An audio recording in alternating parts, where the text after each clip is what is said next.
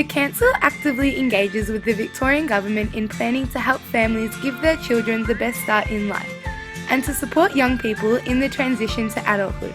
The Council is involved in assisting Victorian departments to build a stronger evidence base and understanding to improve child outcomes and opportunities.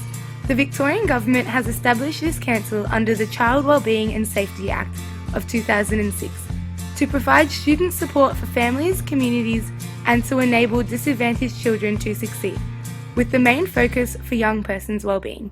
This program initiates strategies to improve children's outcomes and opportunities. It covers a broad range of support, beginning with early childhood education to the child's transition into adulthood.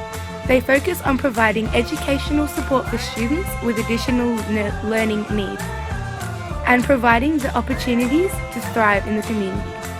To provide a healthy breakfast for a diverse range of students, studies from one of their school's programs indicates that an increase in attendance and a more active student is present when attending the breakfast club.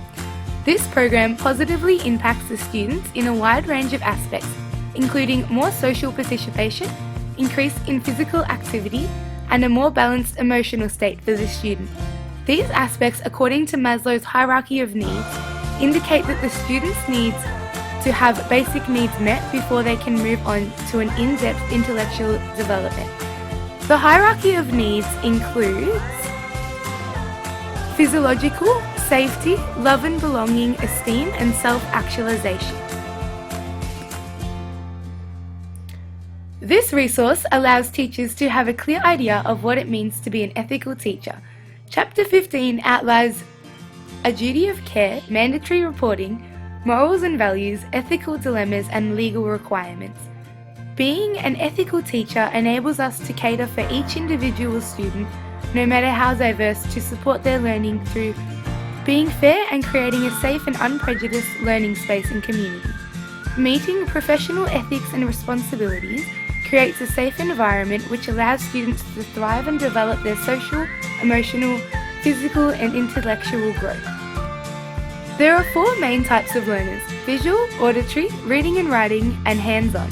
This floor plan of a classroom illustrates the capability of allowing a diverse range of students to participate in the same topic in multiple ways.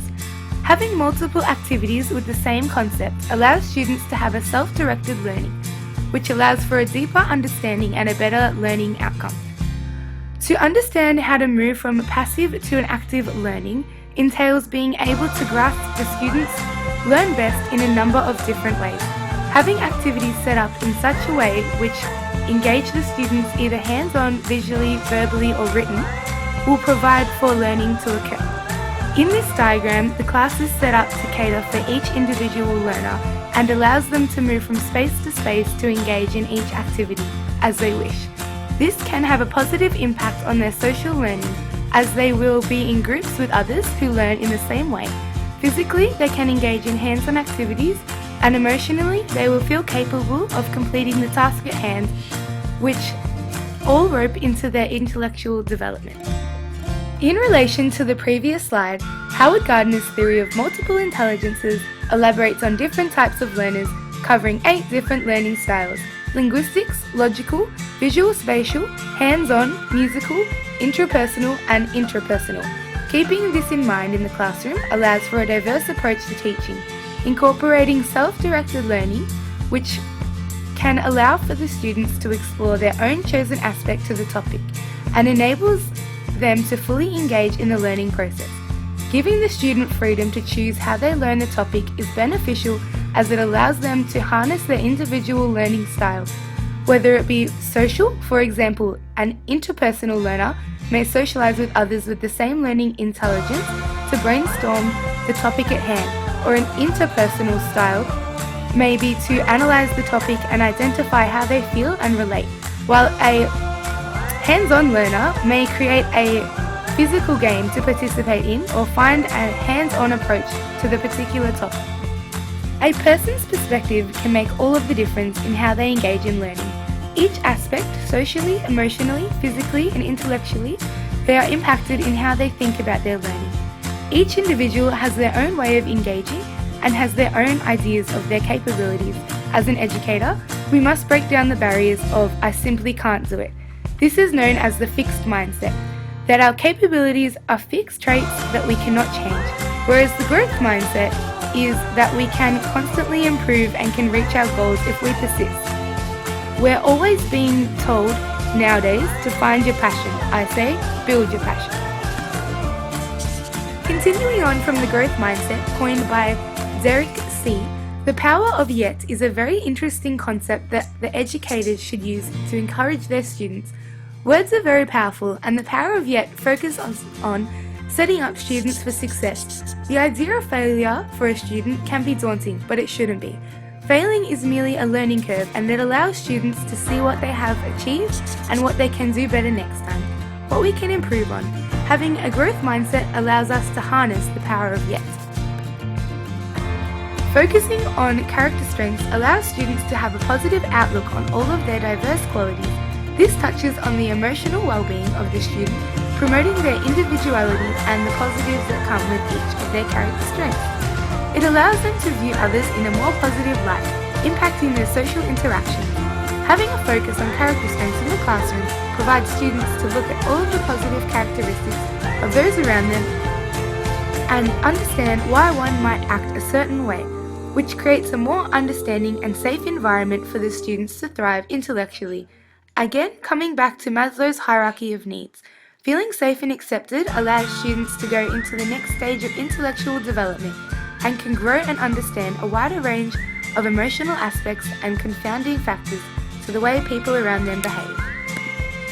Technology in the classroom aids to this new style of education as students have access to a broad network of information and allows them to use problem-based and self-directed learning. Looking at the history of technology from a personal view, as technology has advanced, so has the digital integration within a classroom.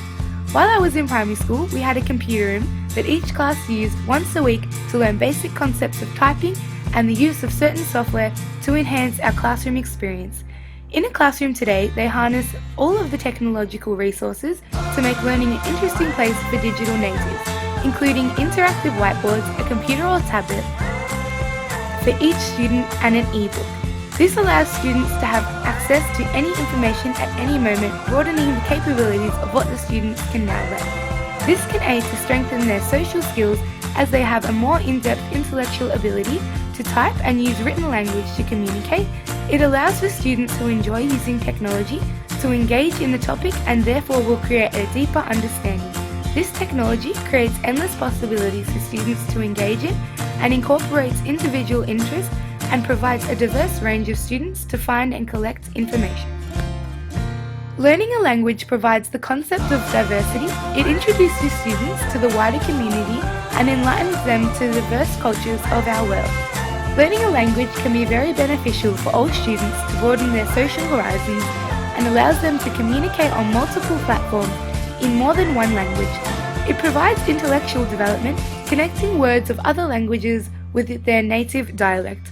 Berner's discovery learning theory can be evident as the learners draw upon their prior knowledge, in this case English, and connects it to the newly learnt word to create a deeper understanding of what the word or phrase means.